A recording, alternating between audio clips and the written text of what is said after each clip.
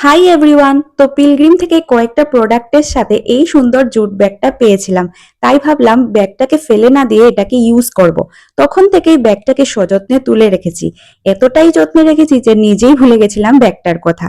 তো যাই হোক, আজকে ঘর গোছানোর সময় ফাইনালি খুঁজে পেয়েছি। অনেক ভাবনার পর ডিসাইড করলাম যে এটাতে আমি কি বানাবো।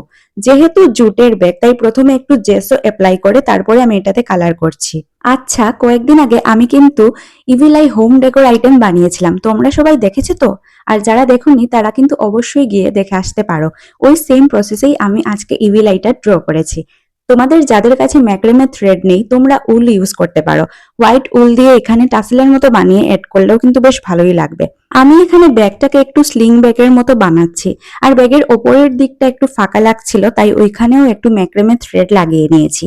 তোমাদের সাথে কথা বলতে বলতে আমার ব্যাগ বানানো কমপ্লিট।